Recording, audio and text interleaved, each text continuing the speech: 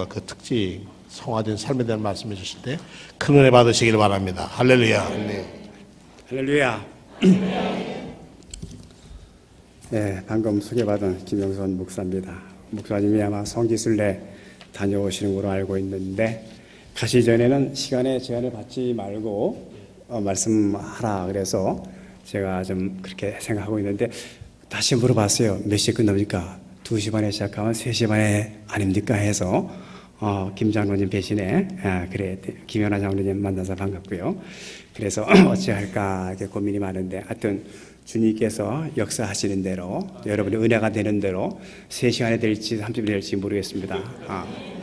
아무튼 고마운 것은 연휴인데도 불구하고 주일 날 예배는 보고 오후 예배는 그냥 하나님께 신뢰해도 놀러갈게 해도 될 텐데, 여러분 이렇게 하나님 사랑하는 마음으로 이 자리에 와셔서 하나님께 예배하는 모습, 하나님 분명히 여러분들에게 축복해 주실 줄로 믿습니다.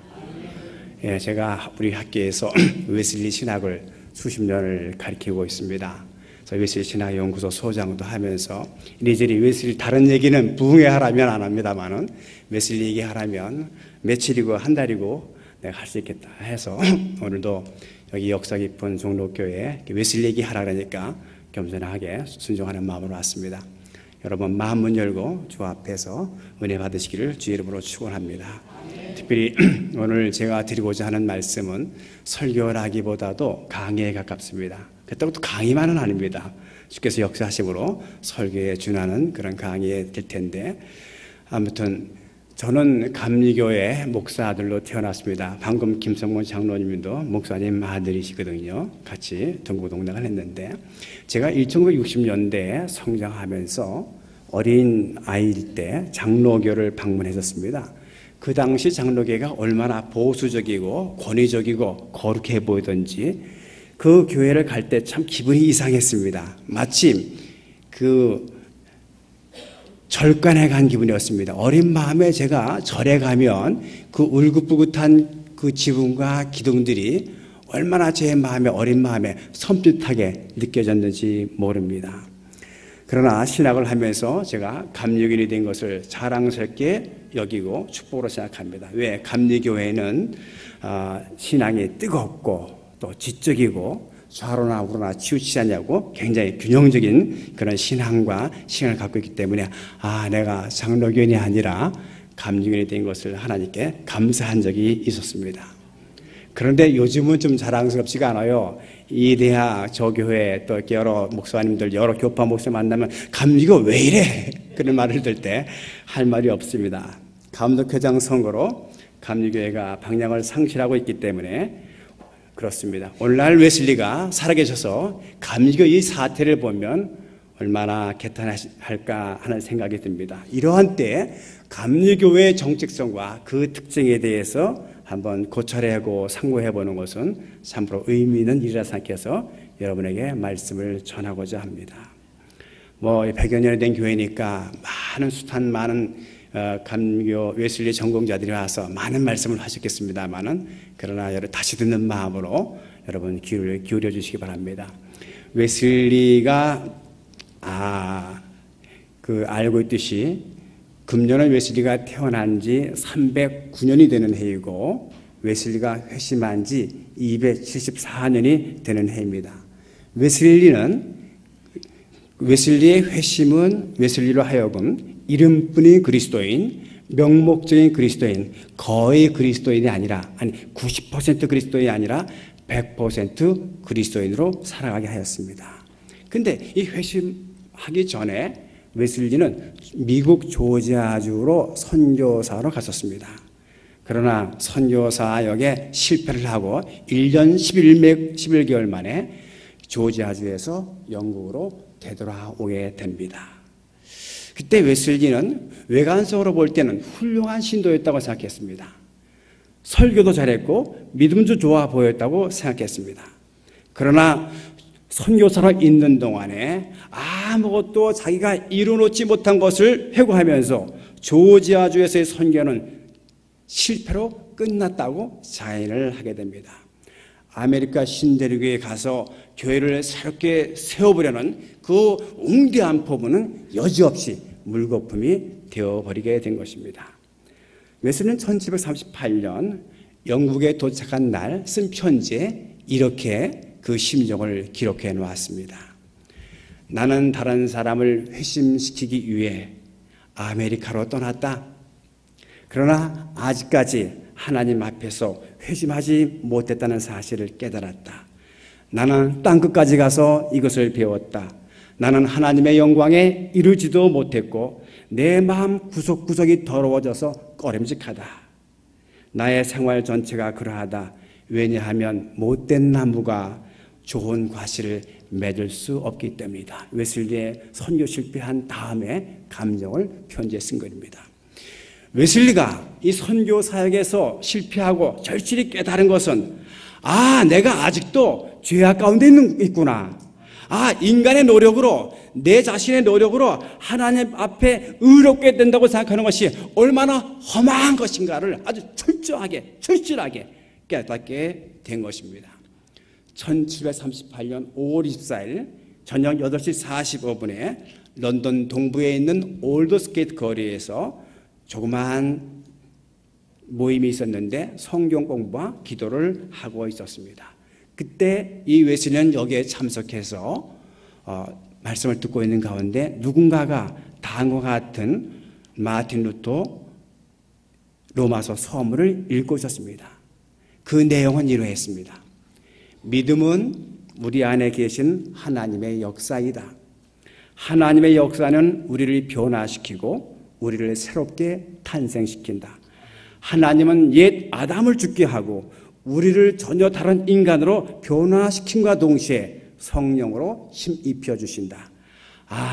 믿음은 생동적이고 창조적이며 활동적이며 강력한 것이다.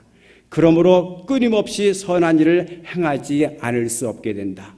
선한 일을 할 것인가 아니할 것인가를 묻는 것이 아니라 오히려 그런 것을 묻기 이전에 이미 선한 일이 행하여져 있으며 또한 언제나 행하게 된다.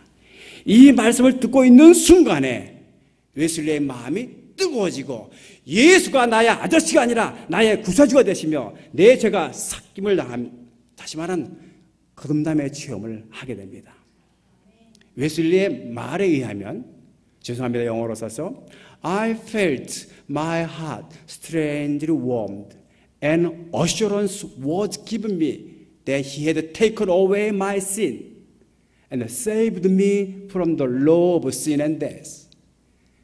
내 마음이 I felt, 느낀다. My heart, 내 마음이 warmed, 따뜻해졌다. An assurance, 확신이 was given me, 내게 주어졌다. 그게 뭐냐? He taken away my sin, 내 죄를 멀리 가버렸고 saved me, 나를 구원하였다. From the law of sin, 죄로, 율법으로부터, 그 다음에 죽음의 율법으로부터 나를 구원했다 하는 것이 웨슬리의 마음이었습니다. 여러분, 웨슬리가 이상스럽게 체험한 것은 마음이 뜨거워진 것입니다. 여기서 마음이 뜨거워졌다는 것은 사랑의 뜨거운 체험을 했다는 것입니다. 여러분, 오늘 여기서 마음이 졸릴 것이 아니라 여러분의 마음이 서서히 뜨거워야 될 줄로 믿습니다. 저는 마음이 뜨거워지고 있습니다. 조명을 받으니까 선풍기 없고 뜨거워지고 있는데 여러분도 성령으로 여러분의 마음이 뜨거워지시기를 바랍니다. 예술리가 체험한 이 뜨거움이라는 것은 예수님이 나를 위해 죽었다고 하는 그 생생한 체험입니다. 예수님이 나를 위해서 죽었다고 하는 그 체험을 하게 된 것이죠. warmed, 따뜻해졌다. 이것은 물리적으로 따뜻해지는 것이 아닙니다. 육체적으로 따뜻해지는 것이 아닙니다. 전 인격적인 따뜻함이었습니다.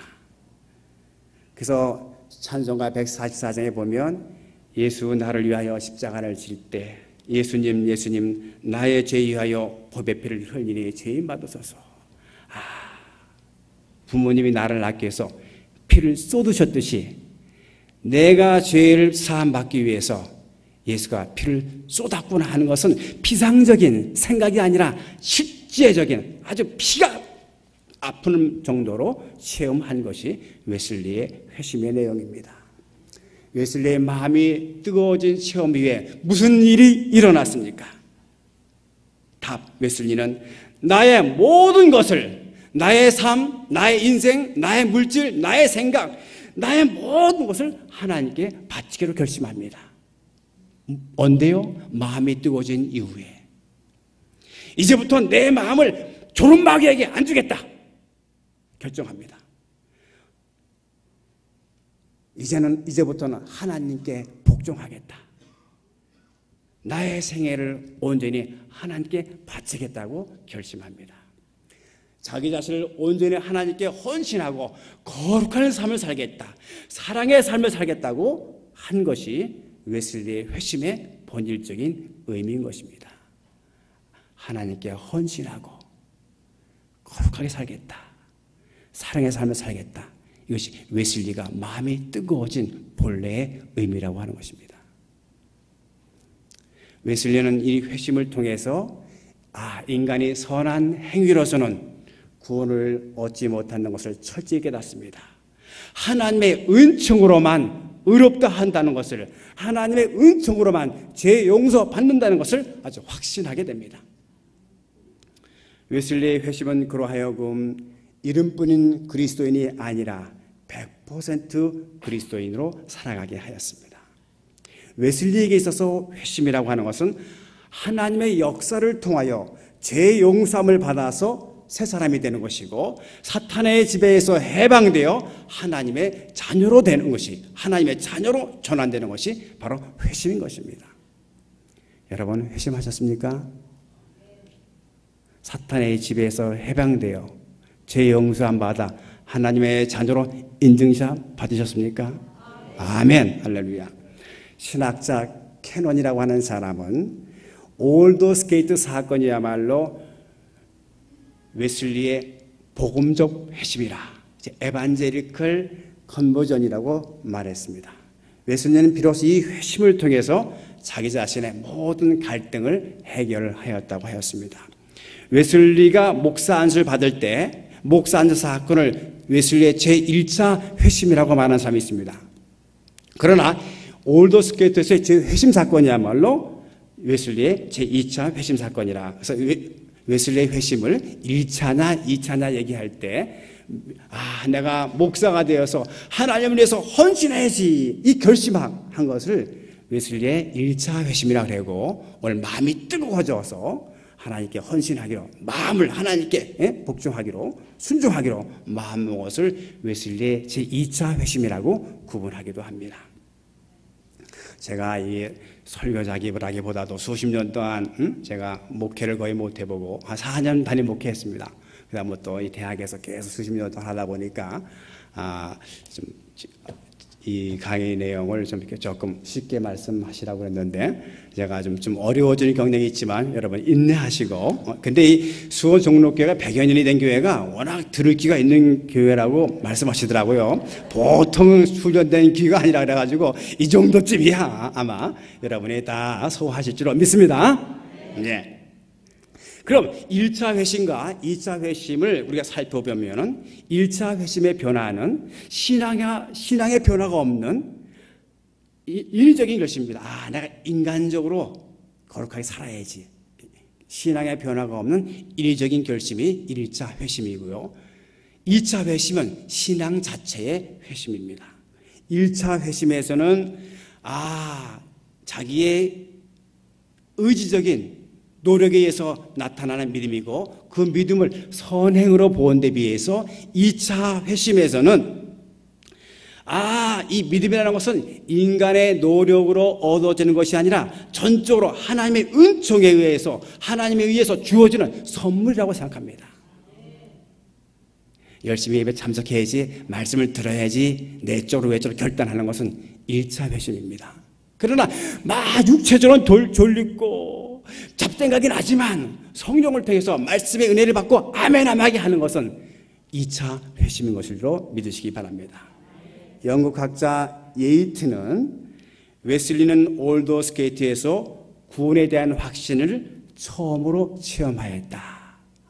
여러분요, 날 때부터 모택적 신앙부터 경건한 훈련을 받은 이 사람이 옥스퍼드 대학에서 신학을 공부하고 목사 안들 받고 선교사로 간 사람이 웨슬리 연구가에 의하면 이 사람은 이때야 비로소 구원의 체험을 하였다. 이 말은 의미심장합니다. 웨슬리는 회심을 통하여 그의 모든 갈등과 고민을 해결하였습니다. 웨슬리는 회심을 통하여 그의 영적 생활에, 영적인 생활의 그 방황에 종지부를 찍게 되었습니다. 웨슬리는 회심 전에도 철저한 신앙생활을 했고 교회 생활을 했습니다. 그렇지만 별로 전도의 열매를 거두지 못했습니다. 그러나 회심 이후에는 전도의 풍성한 열매를 거두게 되었습니다. 회심 전에는 회개와 믿음을 별로 외치지 않았어요. 그러나 회심 이후에는 회개와 믿음을 강조하였습니다. 웨슬리가 태어난 때는 1703년이니까 18세기 초입니다. 그때는 모든 사회와 종교가 극도로 부패하고 타락한 때였습니다. 마치 그때 당시의 타락상을 소돔과 고모라상이 타락한 것 같고 로마 시대의 말기의 시대와 같이 아주 타락한 시대였습니다. 그 시대의 시대상은 행복 추구가 인간의 미덕이었던 시대였습니다. 그냥 마셔라 즐기자, 이것이 인간의 본분이라 하는 것들이 그 시대의 시대상이었다는 얘기입니다. 이런 행복 추구에 대한 의식은 교회에도 영향을 미쳐서 교회가 영성을 상실했습니다. 이 당시의 성직자들은 종교적인 영감과 열정도 없고 그냥 목사의식, 직업의식으로 목회를 감당하였습니다. 가장 한심한 일은 가장 부패한 정부의 앞잡이가 바로 교회였다는 사실에 우리는 더 가슴이 아픕니다. 이러한 시대에 웨슬리의 신앙 부흥운동은 이런 부도덕과 부패를 척결하는 도덕갱신의 운동이 되었다는 것입니다. 지금 여러분이 알다시피 한국 감리교회는 자정의 능력 또한 개혁의 능력을 상실한 것처럼 보입니다. 웨슬리 후예로서 우리는 감리교회의 정체성을 지켜야 될 줄로 믿습니다. 감리교회의 정체성을 회복해야 될 줄로 믿습니다. 그럼 감리교회의 정체성에 대해서 제가 잠깐 말씀을 드리도록 하겠습니다. 감리교회의 정체성의 특징은 먼저 성령 체험의 영성이라고 볼 수 있습니다. 감리교회는 성령 체험을 통하여 거듭난 사람들입니다. 여기는 감리교회입니다. 감리교인들은 거듭난 사람들입니다. 여러분 거듭나셨습니까? 여러분도 알고 계시듯이 사람은 원죄로 말미암아 하나님과 교제할 수 있는 하나님의 형상을 상실하고 대신 마귀의 형상과 짐승의 형상을 받게 되었습니다. 마귀의 형상은 교만과 아집에 빠지게 하고 짐승의 형상은 욕망과 정욕에 빠지게 됩니다. 그러나 인간은 이 거듭남을 통하여서 마귀의 형상과 짐승의 형상을 이탈하여 버리고 하나님의 형상을 회복할 수 있는 것입니다. 아직도 여러분 교만합니까? 아직도 정욕에 파묻혀 있습니까? 그러한 것은 마귀의 형상, 짐승의 형상에 포로되어 있는 것입니다. 우리는 여기로부터 탈출해야 될 줄로 믿습니다. 거듭나는 게 무엇입니까? 웨슬리에게 거듭나는 것은 마음이 뜨거워지는 것입니다. 1986년 나이로비에서 세계 감리교 대회가 열렸습니다. 그때 선언한 내용이 있는데 감리교인들은 뜨거운 마음을 가진 사람들이라 이렇게 고백했습니다. 감리교인은 마음이 뜨거운 사람들입니다. 성령을 통해서 거듭난 사람들입니다. 교회 여러분, 오늘 말씀을 듣다가 찬송을 하다가 기도를 하다가 묵상을 듣다 이상하게 갑작스럽게 마음이 뜨거워지시기를 축원합니다. 두 번째, 감리교회의 정체성은 성화의 영성에 있습니다. 감리교인은 성화를 추구하고 그 길을 가는 사람들입니다. 성화를 우리가 다른 말로 성결로 바꿔도 무방합니다. 웨슬리는 회심 체험을 통하여서 구원이라고 하는 것은 회심이라는 일회적 사건으로 끝나는 것이 아니라 성결을 향한 부단한 노력이 있어야 된다고 말했습니다. 따라서 웨슬리는 믿음으로 구원받았다는 사실에 만족하지 않고 계속하여 성결을 지향함으로써 개인과 사회를 정화시켜 나가야 한다고 생각을 합니다. 같은 그 나이로비아 감리교 신학 그 대회에서 이런 말을 했습니다. 감리교인들에게 성화의 문제는 보물처럼 우리가 가지고 있는 유산이라기보다는 우리가 매일매일 먹는 삶을 위한 식량이 되어야 한다.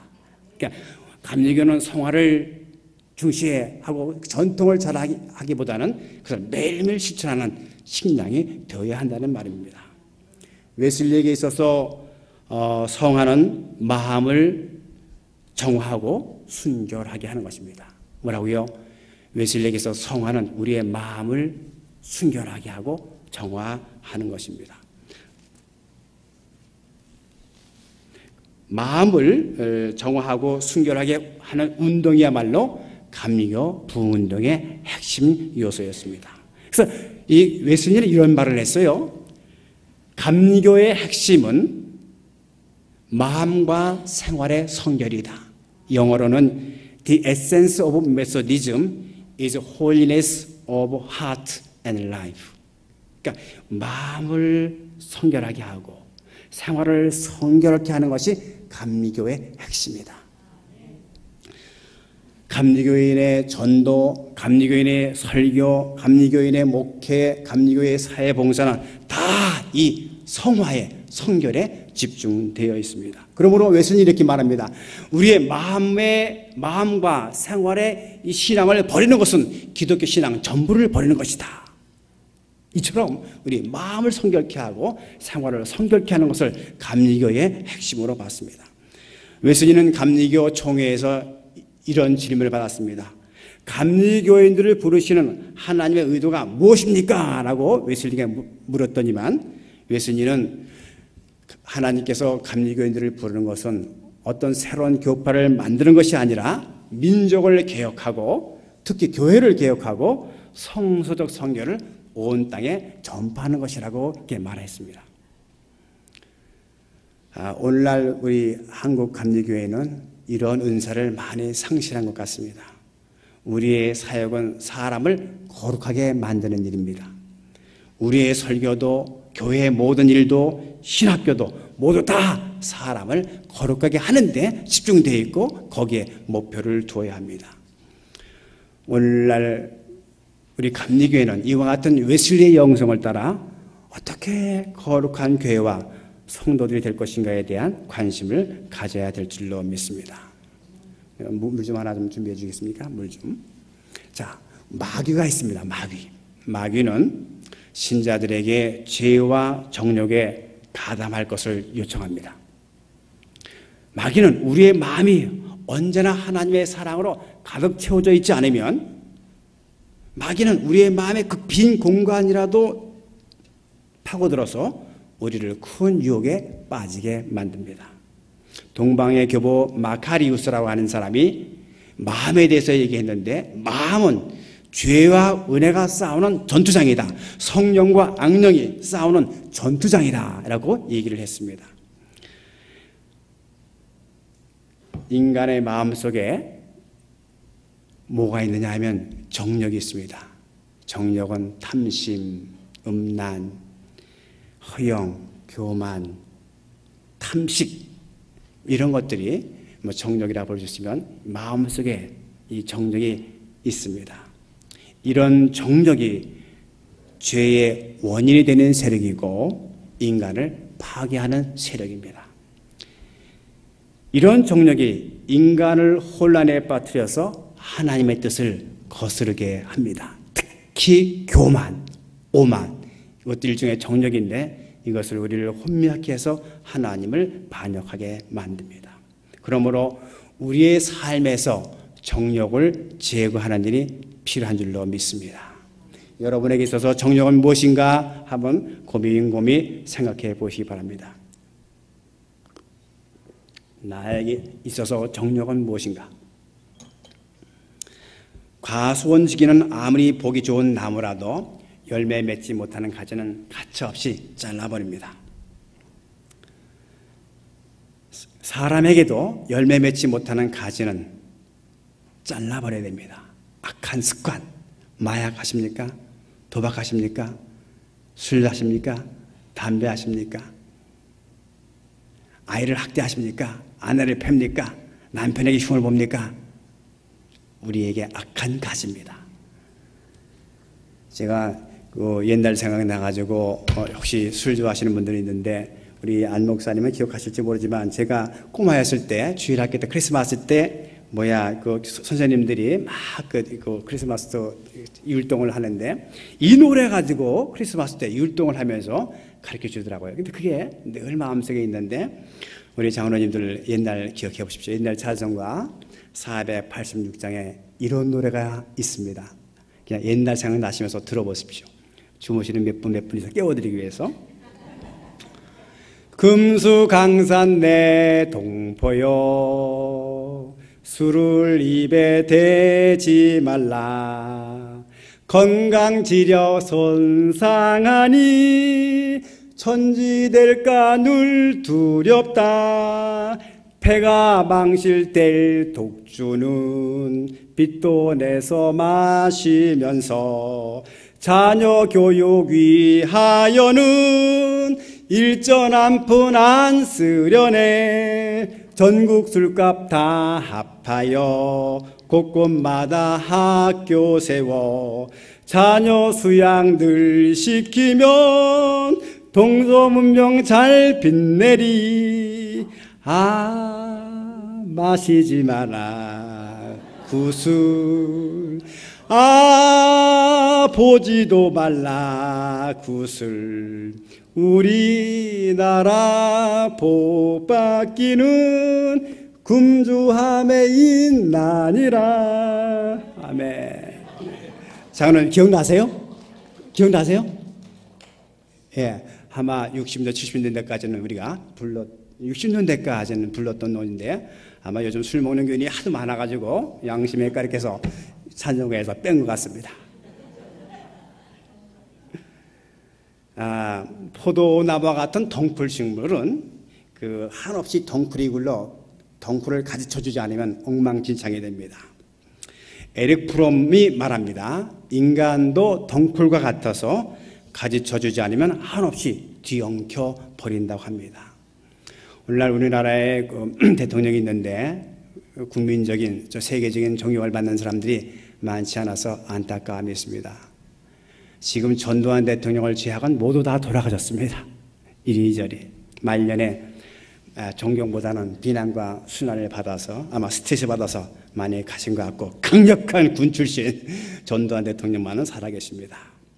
그러나 미국의 카터 대통령은 퇴임 후에도 국민은 물론이지만 전 세계인의 존경을 받고 있습니다. 그 카터의 어린 시절의 일화가 오늘날 우리에게 전달해집니다. 그것이 1달러인지 1센트일지 모르지만 어느 날 카터에게 1달러가 1센트를 주면서 교회에 다녀오라고 하였답니다.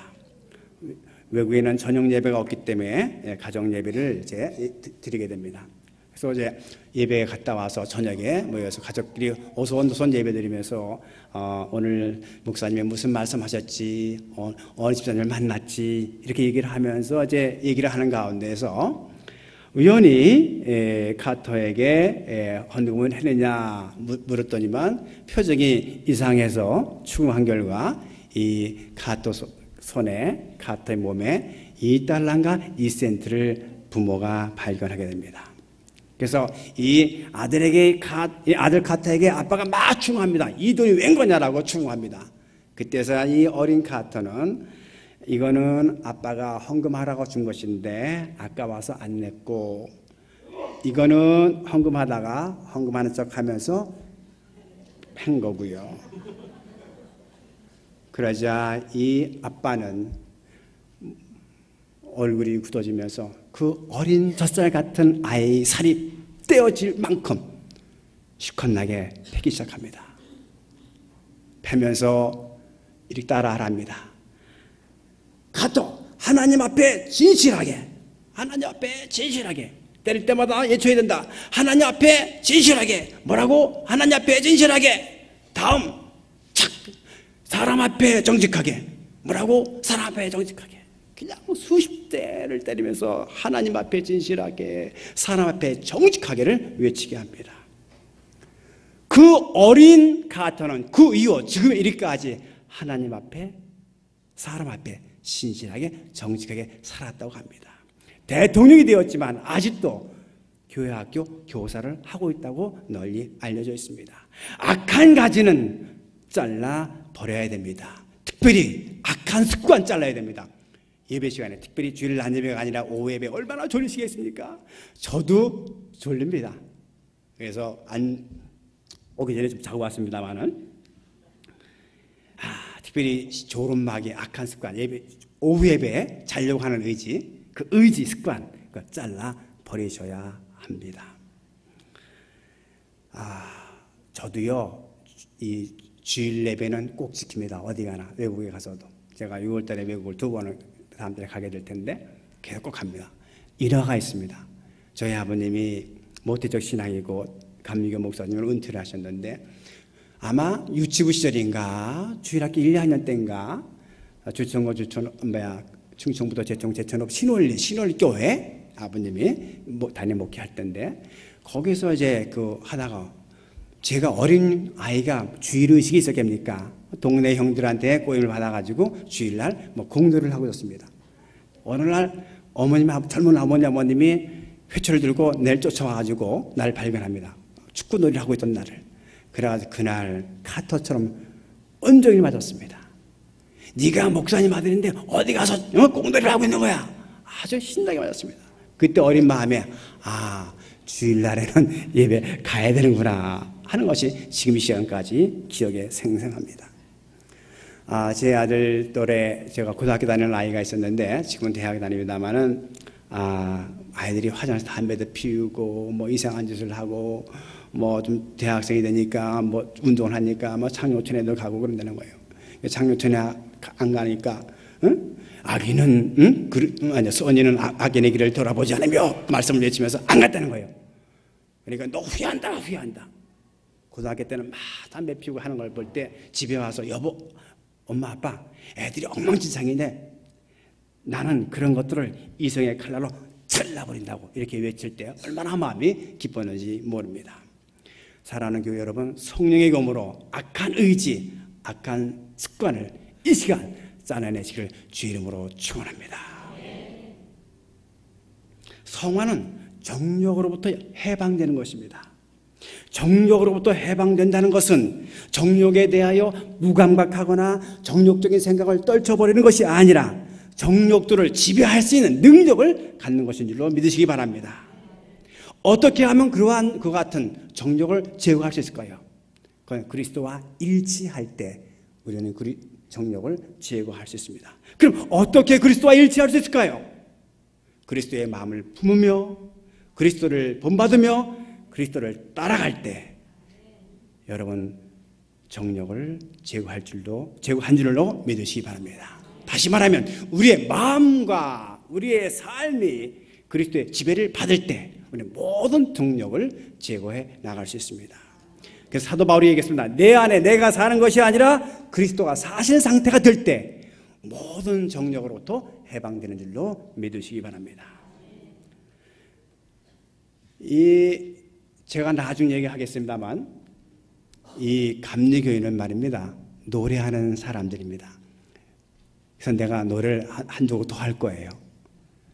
그래서 주일학교 때 어릴 때 가르치는 게 참 중요해요. 그거 40년, 50년 됐을 것 같은데 아직도 어디 수첩에다가 일기에 써놓은 것도 아닌데 지금 이 시간에 기억이 돼요. 불러봐요. 주님의 마음은 우리들의 마음, 동무들아 나와서 함께 배우자. 예수님의 마음은 우리들의 마음. 지금도 있나요? 교회학교에?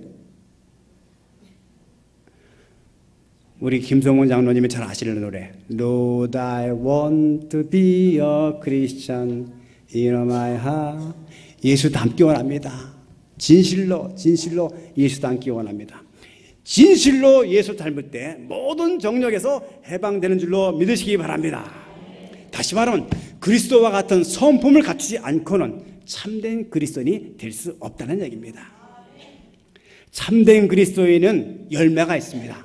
성경은 얘기해 주죠. 사랑, 희락, 희생, 오래 참음, 자비, 양성, 온유, 중성, 온유, 절제. 성경의 9가지 열매를 말하죠. 진정한 그리스도인은 이와 같은 열매를 맺습니다. 참된 교인의 표시는 사랑이 있느냐, 온유가 있느냐, 절제가 있느냐, 양선이 있느냐, 충성이 있느냐에 따라서 그 사람이 가짜 교인인지 진짜 교인인지 판단할 수 있습니다. 세 번째, 감리교인의 정체성은 완전한 사랑의 삶을 사는 것입니다. 감리교인은 마음이 사랑으로 가득 찬 사람들입니다. 웨슬리의 성화를 한마디로 정의하라면 우리의 마음이 하나님의 사랑으로 충만해지는 것입니다. 저만 얘기하니까 그렇죠? 같이 하십시다. 우리의 마음이 아하, 지금 마음을 좀 감싸줘야지. 다시 다 같이 어른이나 애나 우리 모두 다 같이 우리의 마음이 하나님의 사랑으로 충만해지는 것이다. 다시 한번 우리의 마음이 하나님의 사랑으로 지배되는 것이다. 다시 한번 우리의 마음이 우리 마음이 아니라 나의 마음이 하나님의 사랑으로 넘쳐나는 거다.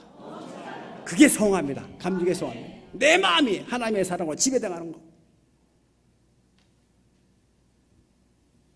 감리교는 인간 존재 전체가 사랑의 존재로 화하는 존재인 것입니다. 그래서 이웃을 비롯한 모든 것을 사랑할 수 있게 되는 것입니다. 웨슬리는 사랑이 종교의 본질이기 때문에 모든 파랑과 분파, 외식과 위선을 버리고 서로 사랑해야 한다고 목회 일선상에서 계속 강조하셨습니다. 사랑이 가득 찬 마음으로 사는 것이 감리교의 영성이자 특징입니다. 이런 얘기는 모를 거야. 아마 안 목사님도 안 가르쳤을 거예요. 독일의 신학자가 12제자들에게 조사를 했습니다. 혈액형, 성격, IQ를 조사를 했는데 안 가르쳐주셨죠? 가르쳐드려요? 독일 심리학자가 조사를 했는데 최고 IQ 좋은 사람이 누군지 알아요? 12제자 중에서? 예, 아시는 것 같이 가룟 유다예요. IQ가 얼마요?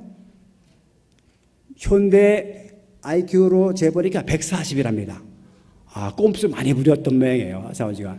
그 가룟 유다가 IQ가 140이라면 그 다음 두 번째 머리 좋은 사람 누구지 합니까? 요한이랍니다. 요한. 그 중에서 머리가 가장 나쁜 사람이 누군지 압니까?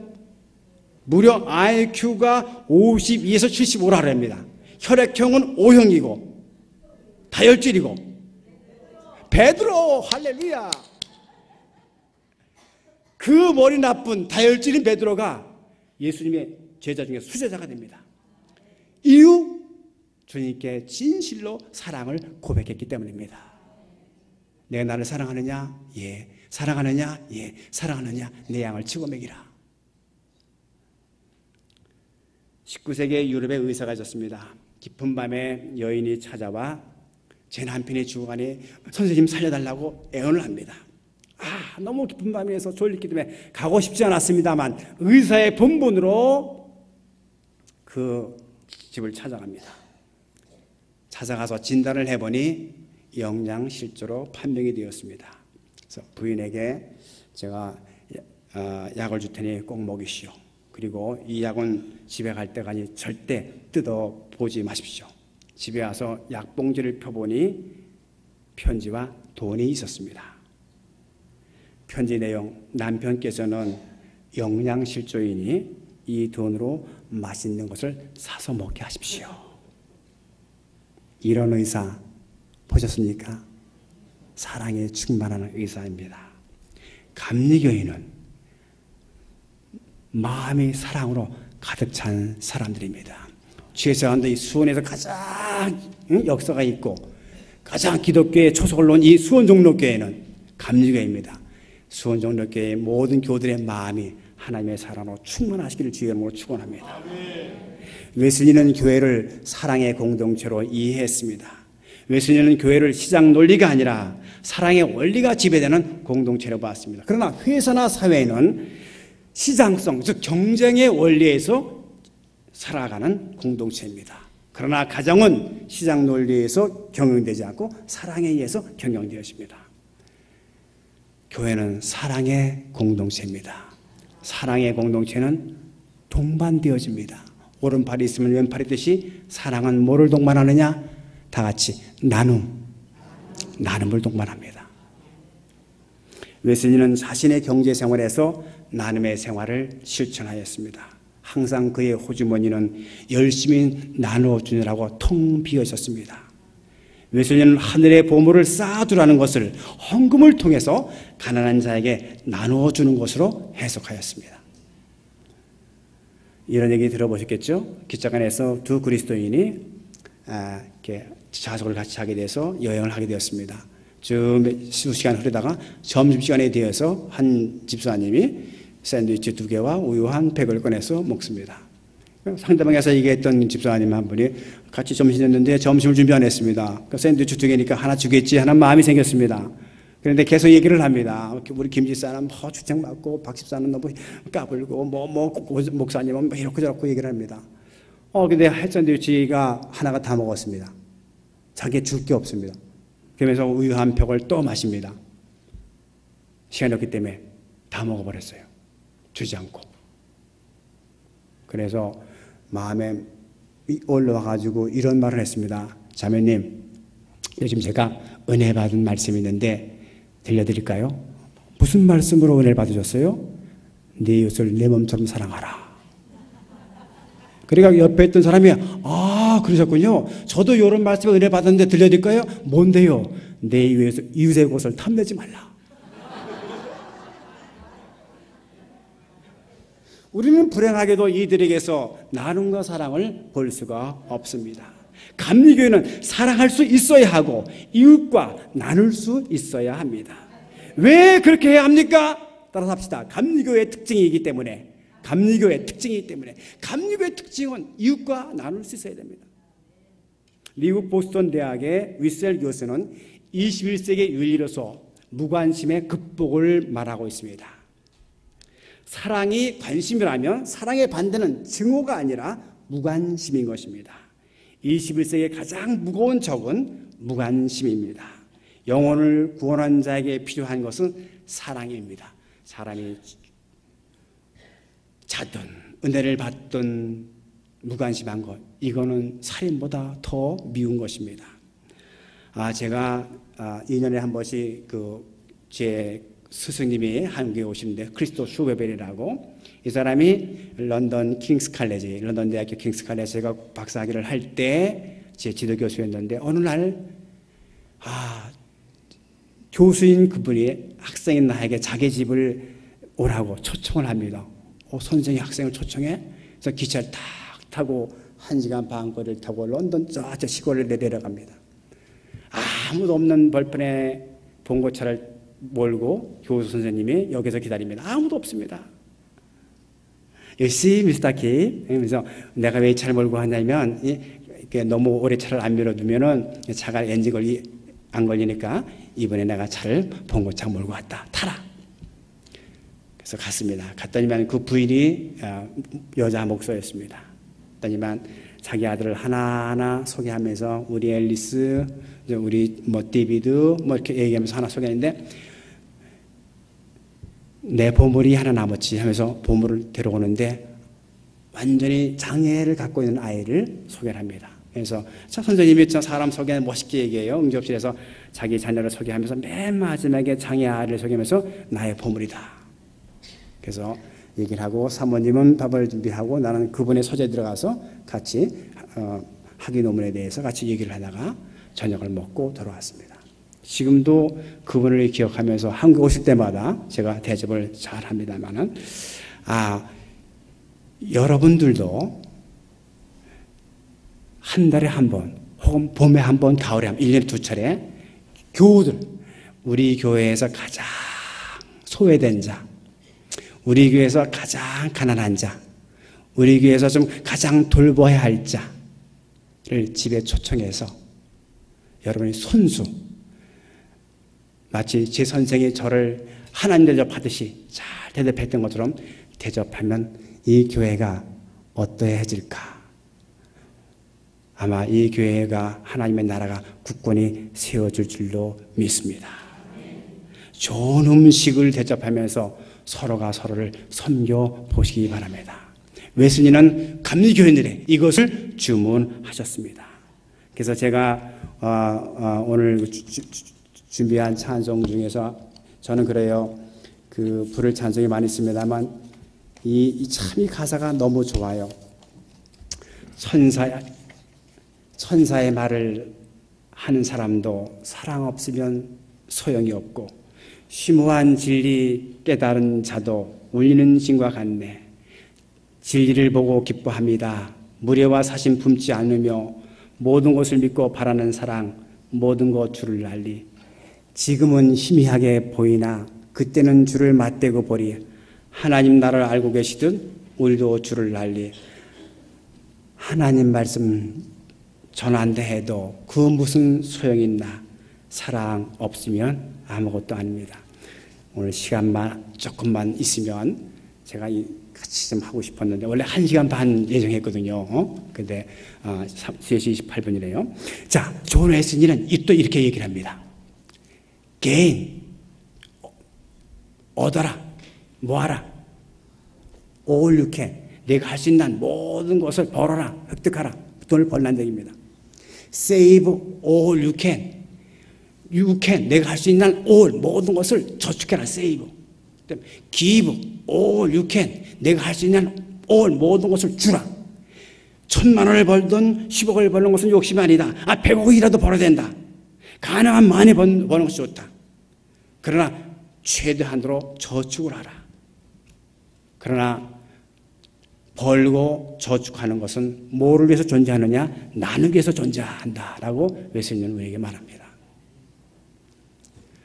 감리교인의 정체성의 네 번째는 돌봄의 영성에 있습니다. 돌봄. 감리교인은 가난한 자와 소외된 자, 이웃을 돌보는 사람들입니다. 웨슬리의 설교를 들어오는 사람들은 대부분 시장터에 있는 사람들이었습니다. 되게 가난하고 무지하고 교양이 없고 더럽고 병들고 억압받고 소외된 채 고통과 절망 가운데 있는 사람들이 웨슬리의 설교를 들으러 왔습니다. 웨슬리는 이런 사람들에게 충격을 받고 이들에 대한 사랑을 느끼고 이들을 돌봐야 되겠다는 책임을 느낍니다. 그래서 웨슬리의 전도 운동은 사랑의 운동이었습니다. 그래서 당시의 감리교인들은 돌보는 사람들, 케어링 메소디스트라고 말합니다. 돌보는 사람들. 당시의 감리교인들은 고아와 파괴된 가정들의 아이들을 거의 맡아서 키웠습니다. 그래서 감리교회는 가난한 사람들의 어머니였고 아버지였습니다. 감리교인들은 지역사회마다 구빈원과 집 없는 사람들을 위한 집, 병원, 나그네 공동체, 학교를 세워 운영했고, 웨슬리는 가난한 사람들과 병든 자를 위해서 석탄을 공급하고 빵을 공급하고 의복을 공급했습니다. 감리교회는 웨슬리를 따라서 뜨거운 사랑으로 돌보는 사람들이었습니다. 그 당시에 이런 말이 있어요. 웨슬리가 영국 사람이라서 영어를 썼는데 Methodists are good to us everywhere. 감리교회는 세상 어디에서나 선한 사마리아인들이었다. 웨슬리의 평생의 좌우명이 뭔지 압니까? 웨슬리의 평생의 모토가 내가 할 수 있는 한 모든 선을 행하라. 내가 할 수 있는 한 모든 수단을 다하여, 내가 할 수 있는 한 모든 방법을 다하여, 내가 할 수 있는 한 모든 장소에서, 내가 할 수 있는 한 모든 사람에게 내가 살아있는 동안 모든 선을 행하라. 안 들려요? 그러면 do all the good you can, by all the means you can, in all the way you can, in all the place you can, at all the people you can, as long as you can. 제 말이 아니에요. 웨슬리가 한 말이에요. 웨슬리는 유대인은 10분의 1을 나눠주고 바리새인 하는 바리새인은 10분의 1을 나눠주지만 리얼 크리스찬, 참된 그리스도인은 그들이 할 수 있는 모든 것을 나눠준다. 또한 부자가 가난한 자에게 자신의 것을 나눠주지 않으면 인간 중에 가장 가난한 사람이라고 말하였습니다. 웨슬리는 생전에 다음과 같이 말을 하였습니다. 나는 힘껏 벌고 힘껏 저축하고 할 수 있는 한 내 소유 전부를 쓴다. 내가 만일 내 임종시 만일 10파운드 이상을 유산으로 남긴다면, 10파운드로 말하면 오늘날 2만 원입니다. 한국 돈으로. 내가 만일 유산으로 10파운드 이상을 남긴다면 누구나 나를 거짓말쟁이, 도적이라고 불러도 좋다 라고 말씀하셨습니다. 웨슬리는 가난한 시절을 보냈습니다. 웨슬리의 아버지는 목회가 조그마한 사이즈라서 아주 박봉에 시달렸습니다. 어느 날 웨슬리 어머님이 너무너무 빚에 떠들려가지고 도저히 살아갈 길이 없어서 웨슬리 목사님 그 아버님에게, 여보, 우리 당신이 나에게 준 결혼 폐물을 좀 팔아가지고 빚 좀 갚읍시다. 그러니까 남편이 하나님이 다른 방법으로 갚아주실 것이요 하면서 만류를 합니다. 여러분요, 웨슬리가 얼마나 가난했으면 이렇게 자기 일기에 썼겠습니까? 좀 잘 들어보세요. 웨슬리가 한 말, 아마 세상에는 나만큼 빵을 먹기 위하여 일하는 사람은 없을 것이다. 먹을 것이 없어서 굶어본 적은 없으나 먹기 전에 먹을 것을 얻기 위해 수고해야 했고, 먹고 난 다음에 그 값을 갚느라 하고 큰 어려움을 겪어야 했다. 때로는 먹는 문제가 나에게는 매우 불쾌한 일이었다. 이 말을 음미하니까 울음이 저도 울컥 나오더라고요. 웨슬리는 가난한 사람들이 찾아올 때까지 기다리지 말고 그들을 찾아갈 것을 명하였습니다. 웨슬리는 그의 설교 가운데서 재산을 증식하고 상속하는 사람들의 어리석음을 지적하면서 삭개오처럼 재산을 상속하지 않고 그 재산을 가난한 사람들에게 나눠주는 것이 좋다고 말하면서 웨슬리는 재물이 늘어나더라도 거기에 마음을 두지 말라고 권고하면서 청지의식을 강조하였습니다. 부자와 나사로라는 설교에서 웨슬리는 재물을 섬긴 자는 음부에 이르고 재물보다 하나님을 섬긴 거지 나사로는 낙원에 이르렀음을 강조하면서 부자가 되는 것은 죄가 아니다. 그러나 이웃과 가난한 자의 고통을 외면하고 부를 축적하는 것은 죄라고 말하고 있습니다. 제가 여기 언제 또 오겠습니까? 웨슬리 시리즈 1, 2, 3부만 해서, 근데 오늘 좀 믿음 안에서 웨슬리에 대해서 제가 평생 수십 년 가르치고 또 웨슬리로 전문을 하고 있기 때문에 그냥 주 안에서 여러분 제가 서비스라 생각하시면서 조금 더 인내하시기 바랍니다. 이런 얘기 못 들어요. 돈 내고 들어야 돼요. 학비 내고 들어야 돼요. 그러나 어설프게 행사치레용으로 가는 것보다 진정성을 가지고 웨슬리 얘기를 꺼냈으니까 웨슬리를 우리가 좀 잘 그려가지고 가기를 바라는 믿음 안에서 여러분의 계속해서 말씀을 좀 증거합니다. 괜찮겠죠? 성화의 삶을 방해하는 요소가 있는데 돈 사랑이다. 그 설교 속에서 돈 사랑이 경건 생활과 구원에 심각한 방해가 된다고 말합니다. 그 설교에 의하면 돈 사랑은 무신론의 유혹을 받을 위험이 있다. 돈 사랑은 우상 숭배에 빠지게 한다. 돈 사랑은 안목의 정욕에 휩싸이게 빠지게 한다. 돈 사랑은 이 생의 자랑 속에서 행복을 추구하게 만든다. 웨슬리는 산상수 설교에서 너의 자신을 위해 보물을 땅에 쌓아두지 말고 하늘에 쌓아두라고 말하고 있습니다. 그래서 웨슬리는 주례적인 모금 운동을 합니다. 소외된 자, 가난한 자를 위해서 절기마다 한 달마다 1년에 한 번씩 모금을 합니다.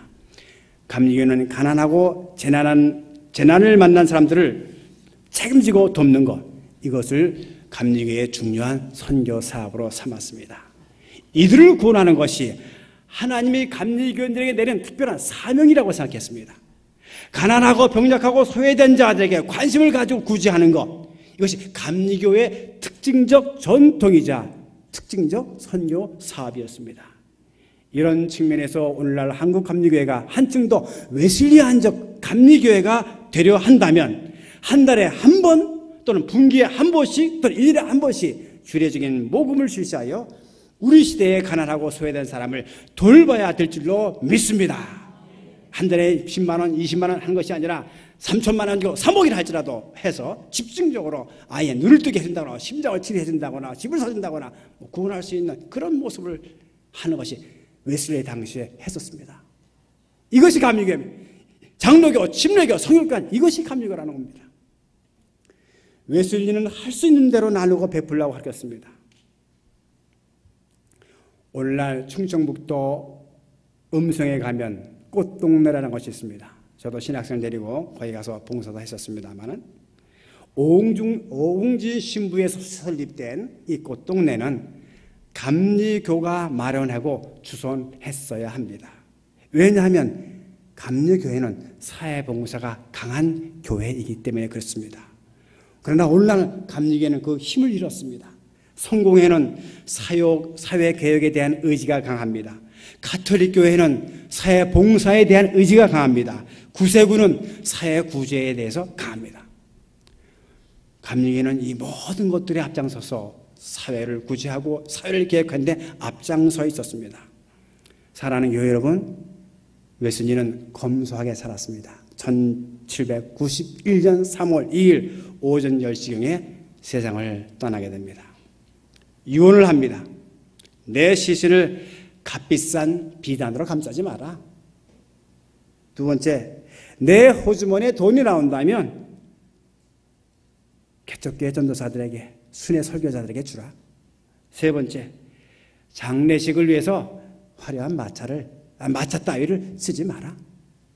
그래서 3월 9일 새벽 5시에 횃불을 들고 장례식을 합니다. 내 장례식을 위해서 사람을 번거롭게 하지 말라. 무덤을 멋있게 해서 혼자 파묻힌 게 아니라 10명의 시신들과 함께 같이 매장을 당하였습니다. 참으로 검소하게 사신 분이었습니다. 다섯 번째, 감리교회의 정체성은 영적 훈련에 힘쓰는 영성이었습니다. 웨슬리는 거듭난 자라 할지라도 계속적으로 자기를 부인하고 십자가를 지는 훈련을 하지 않으면 다시 죄와 정욕에 빠져 타락할 수 있다는 것을 강조했습니다. 아무리 장로가 됐어도, 아무리 집사가 됐어도, 아무리 오늘 은혜가 충만하다 할지라도 영적인 훈련을 지속적으로 하지 않으면 다시 죄의 부록으로 빠진다는 것입니다. 그래서 마음과 생활의 훈련을 위해서, 선교를 위해서 훈련을 강행했습니다. 훈련을 하면 습관이 달라지고, 습관이 달라지면 생활이 달라지는 것이죠. 오늘날 우리 세속 사람들도 아나운서가 되기 위해서, 가수가 되기 위해서, 댄서가 되기 위해서 저 엄청난 훈련을 하는 것을 우리는 텔레비전을 통해서 많이 보게 됩니다. 얼마 전에 추신수라는 야구 선수가 한국을 방문했습니다. 텔레비에 나와서 인터뷰를 합니다. 스튜디오에서 야구공을 딱 던지니까 야구 방망이로 탁 잘 쳐내냅니다. 나중에 탁구공을 던집니다. 그래서 탁구공도 잘 받아쳐요. 그럼 너무 시시하니까 콩이 없냐? 콩을 던져봐라. 스튜디오에 콩이 준비 안 됐던 모양이에요. 그래서 바둑하는 게 있다는 거예요. 바둑. 그러니까 나무 젓가락을 야구 방망이 대신 나무 젓가락을 가져왔습니다. 나무 젓가락을 가지고 그 바둑알이 던지니까 날라와요. 막 날아오는데 크로즈오이 됩니다. 눈하고 다 텔레비가 만나 딱 나무 젓가락으로 날라오는 바둑알을 치더라고요. 그 다음에 추신수 선수가 나무 젓가락이 딱 두 쪽 아닙니까? 먹으려면 두 쪽이니까 잘라가지고 하나 가지고 또 던지라는 거예요. 바둑알이 또 날라옵니다. 팍팍팍 날라와요. 쳤는데 어떻게 했을까요? 맞았을까요? 못 맞췄을까요? 맞히더라고요. 그걸 내가 텔레비전에서 봤습니다. 눈물이 나올락 말락 하더라고요. 저렇게 하기까지 얼마나 훈련을 했을까? 얼마나 고통스러운 훈련을 했을까? 추신수의 얘기 들어보니까 얼마나 가난한지 모릅니다. 감리교인은 경건의 규칙에 따라 잘 훈련된 사람들이었습니다. 웨슬리의 규칙들은 주로 거룩한 마음을 지키며 거룩한 생활을 하기 위한 것이었습니다. 그래서 웨슬리는 스스로가 규칙을 정해서 규칙대로 살았고 감리교인들에게 이 규칙을 정하여 살아가기를 원합니다. 그때 정한 규칙들 몇 가지 소개해 드릴게요.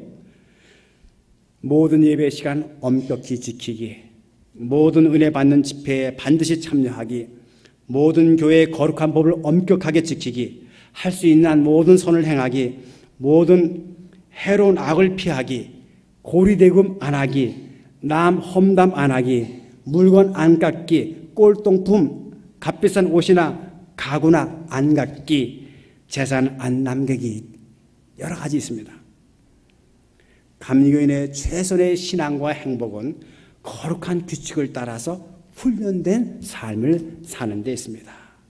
웨슬리는 이렇게 얘기합니다. 아무도 규칙을 따라 살지 않고는 좋은 그리스도인이 될 수 없다라고 말합니다. 초기의 감리교인들은 말이죠, 이와 같은 규칙을 깊은 산속 수도원에서 행하지 않고 세속 속에서 살았기 때문에 교회를 개혁하고 사회를 성화하고 민족을 구원할 수 있었습니다. 현대 신학의 아버지 슐라헤마르라는 사람이 있었는데, 교육은 가르치거나 배우거나 하는 것이 아니라 보여주는 것이다. 저는 너무너무 이 학자의 말에 은혜를 많이 받습니다. 기독교 교육이라는 것은 학습하거나 배우거나 가르치는 것이 아니라 보여주는 것이다. 이 말씀 가지고 기독교 교육세미나 교세미나 많이 갑니다만, 그냥 가르치려고 입으로 가르치려고 애쓰지 마라. 그냥 걸어가는 선생이 되라. 그냥 선생님 하는 말을 보니까, 얼굴을 보니까, 움직이는 걸 보니까 거기에 예수가 보이더라. 보여주라. 삶으로 보여주라. 오늘날 교인들이, 목회자들이, 교수들이 그 삶으로 그 모든 것을 보여준다면 얼마나 좋을까.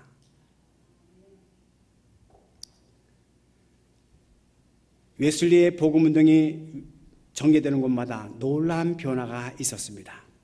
무례한 사람들의 언어가 달라지고, 야만적인 사람이 교양적인 사람으로 변하고, 무료와 난폭한 행동이 사라지고, 술집이 없어지고, 가정에서 아이들이 잘 교육되어 고귀한 인간성을 회복했다고 합니다.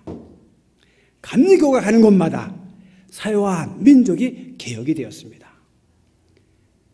내가 변하면 가정이 변하고, 가정이 변하면 지역사회가 변하고, 지역사회가 변하면 나라가 변하고. 제가 말이죠, 5월달이면 이 노래 학교에서 무지무지 부릅니다. 제가 우리 협성대학교 영성신학을 총 디렉팅하고 있는데, 이 노래를 2005년에 감리교 총회에서 모든 신학교에는 웨슬리의 영성을 가르쳐라. 그래서 이 영성을 가르치기 위해서 훈련도 받고 미국도 가고, 그때 배운 노래가 이건데, 작은 불꽃 하나가 큰 불을 일으키어 곧 주위 사람들 그 불에 몸 녹이듯이 주님의 사랑이 같이 한 번 경험하면 그의 사랑 모두에게 전하고 싶으리. 그 다음에 친구요 당신께 이 기쁨 전하고 싶소. 내 주는 당신의 의지할 구세주라오. 산 위에 올라가서 세상에 외치리. 산 위에 올라가서 세상에 외치리. 내게 임한 주의 사랑 전하기 원하네. 내가 이 차 타고 오면서 말과 노래가 뭐가 다를까? 말과 노래를 비교해보면 말은 아무것도 아니더라고. 말은 그냥 전달하는 거 있는데 말에 대해서 신경을 쓰고 뭔가 주제를 가지고 표현하려면 이 노래라고 하는 리듬을 가지고 하려면 말과 노래는 그래서 말은 쉽지만 노래는 어렵다는 결론을 갖습니다. 그래서 제가 음정은 모르지만 이 온 마음을 기울여서 리듬을 가지고 호소하기 때문에 이 노래의 호소력이 크다 하는 걸 느끼게 됩니다. 내가 변화하면 그러니까 작은 불꽃 하나가 큰 불을 일으키어 그 주위 사람들을 못 녹이듯이 제가 여기에 5월달에 부르기 때문에 이게 더 멋있어요. 꽃들은 피어나 화창한 봄날이라네 주님의 사랑 놀라와 한 번, 두 번도 아니고 한 번 경험하면 봄과 같은 새 희망을 전하고 싶으리 산 위에 올라가서 외치리 세상에 외치리네 세상에 외치리 내게 임한 주의 사랑 전하고 싶으리 이게 말로 해서는 안 되더라고요. 노래로 해야 그래서 오면서 말로는 이렇게 읽어주는 거하고 노래를 못하는 음치지만 말과 노래의 차이가 여기 있다는 것을 지금도 느끼고 조금도 느꼈습니다. 웨슬리는 은혜의 수단이라는 설교에서 하나님이 우리에게 구원을 주시지만 인간 쪽에서 그것을 갈망하고 이를 위한 노력과 수단이 요구된다고 하면서 그것이 바로 은혜의 수단이라고 얘기합니다. 제가 은혜의 수단에 금식하는 거, 성경 보는 거, 기도하는 게 많이 있지만 나중에 그 기도에 대해서만 잠깐 얘기하고 넘어가도록 하죠. 은혜의 수단으로 기도를 말했는데 웨슬리에게 기도란 뭐냐? 기도란 철저하게 하나님을 신뢰하고 하나님께 마음을 여는 것이다. 뭐 기도 여러 가지 정의해 나갈 수 있지만 웨슬리의 기도의 정의 기도란 철저하게 하나님을 신뢰하고 하나님께 마음을 여는 것이다. 기도란 우리가 하나님의 마음을 움직이는 것이 아니라 우리가 우리의 마음을 움직여서 하나님이 우리에게 주시고자 하는 것을 받을 수 있도록 우리의 마음을 여는 것이 기도다. 이거 너무너무 행복해서 이거를 남부연에 가서 얘기했더니 지난주에 동부연에 가서 얘기했는데 그런 게 있냐? 그래가지고 그 목사님한테 내가 영어로 딱 타이프 쳐서 웨슬리 책 몇 페이지 딱 해서 보내주니까 너무 감사해가지고 제가 웨슬리 신앙연구소를 하는데 웨슬리 신앙연구소 후원하겠어 하면서 좀 수년간 10만 원씩 매달 후원합니다만 은혜를 받으면 역사가 나타나더라고요. 웨슬리는 감리교인의 품격을 언제나 끊임없이 기도하는 것으로 말하였습니다. 자, 하나님 주세요. 아들 합격하게 해주시고 돈도 벌게 해주시고 애들 타락도 하는 거 바꿔주세요. 하나님 움직여주세요. 하나님의 마음을 움직이는 것이 아니라 기도라는 것은 내가 내 마음을 움직여서 하나님이 언제나 주시고자 할 수 있는 그것을 받을 수 있도록 내 마음을 여는 것이 기도라. 이럴 때 범사에 기도하라. 쉬지 말고 기도하라. 범사에 감사하라. 쉬지 말고 기도하라. 어떻게 쉬지 말고 기도할까? 기도라고 하는 것은 곧 무릎 꿇고 행위하는 기도로 생각할 때 이해가 안 됐습니다만 웨슬리의 기도관을 가질 때 24시간 언제라도 기도할 수 있구나. 기도는 행위가 아니라 하나님께 마음을 여는 것. 신실하게 하나님의 마음을 잘 때나 언제나 무엇을 때나 하나님을 신뢰하고 하나님께 마음을 열고 있는 한 그것은 기도하는 것이다.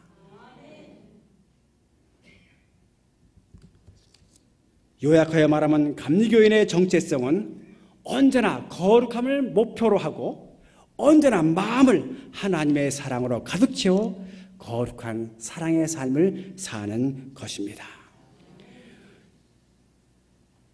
사랑에 가득 찬 마음으로 사는 것, 이것이 웨슬리의 영성이자 감리교인의 정체성입니다.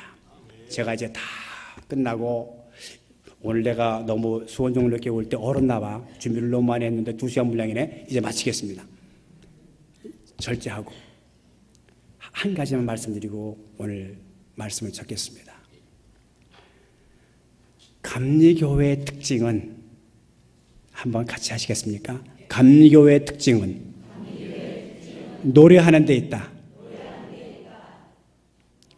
찬양이, 찬송이, 노래가 감리교 복음운동의 큰 에너지가 되었습니다.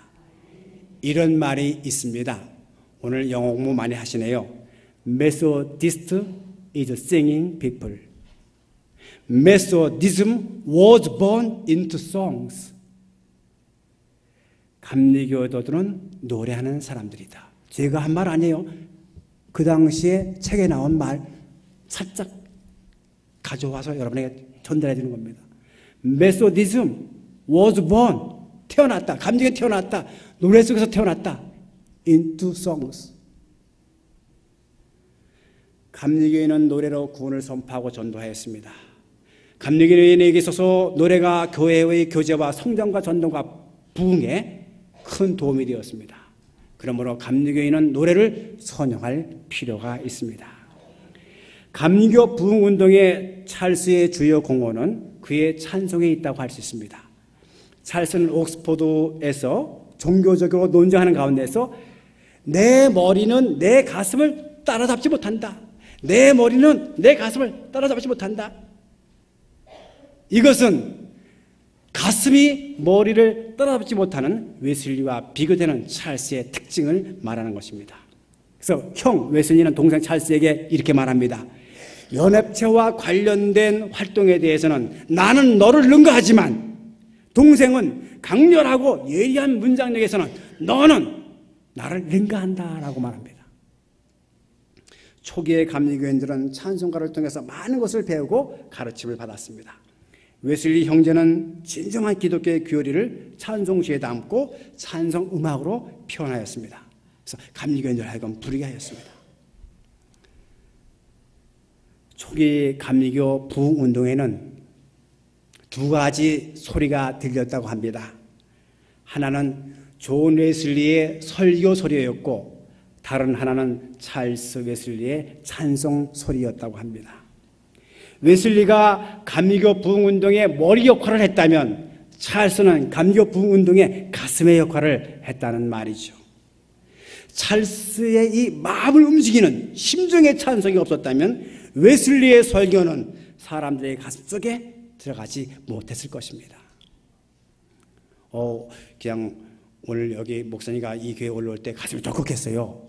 찬송을 부르는데 뭐 부흥 집회하는 것 같아. 나 부흥 집회하러 온 거 아닌데 세미나로 그냥 강연하러 왔는데 분위기가 그래서 막 뜨거웠습니다. 찰스 웨슬리 일생 동안 900개의 찬송을 썼습니다. 새 찬송계는 13개, 구찬송에는 15개가 찰스 웨슬리가 쓴 찬송가가 있는데 제가 조사를 해보니까 하나님의 크신 사랑 하늘에서 내리사 만입이 내게 있으면 그 입 다 가지고 천사 찬송하기를 거룩하신 구주께 예수 부활했으니 할렐루야 천부의 의지고 없어서 손들고 옵니다. 비바람이 칠 때와 물결로 빌 때에 웬일인가 내 형제 주 안에 있다 나 맡은 몸은 구주를 높이고 등등 많은 찬송을 찰스가 썼습니다. 당시에 이런 말이 있었습니다. 당시의 사람들은 존 웨슬리의 설교는 1마일을 갔지만 찰스 웨슬리의 찬송가는 2마일을 갔다.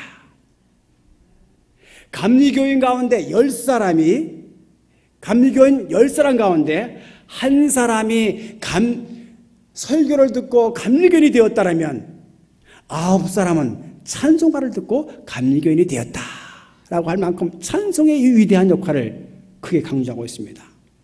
장로의 신학자 버나드 매닝이라는 사람은 세계 교회 역사에서 감리교의 가장 위대한 공헌은 웨슬리의 찬송이며 찬송은 감리교인들의 특유한 은사다라고 얘기했습니다.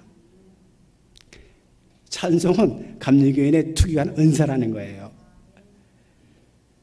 그래서 감리교인들을 뭐라고 부르냐면 Singing Evangelist, 노래하는 전도자들이다. 그런 말을 했어요. 감리교회는 노래하면서 전도하고 성경적 선교를 온 땅에 전파하는 사람들입니다. 오늘날 우리가 찬송을 부르고 있습니다만 찰스 웨슬리 시대와 같이 우리의 마음을 움직이는, 마음을 살아남는 심정의 찬송이 되고 있는지를 이 시간에 한번 물어봐야 될 줄로 믿습니다. 많은 악기들이 동원되고 다이나믹한 음률을 내고 이와 함께 잘 훈련된 율동이 있습니다. 그러나 그러한 찬양이 웨슬리가 추구했던 진정한 우리의 영혼과 마음을 이끌어내는 찬송인지 한번 상고해 보시기 바랍니다. 보여주는 거냐, 즐기는 거냐, 내 영혼을 파고드는 주님의 초청이냐를 들어봐야 할 것입니다.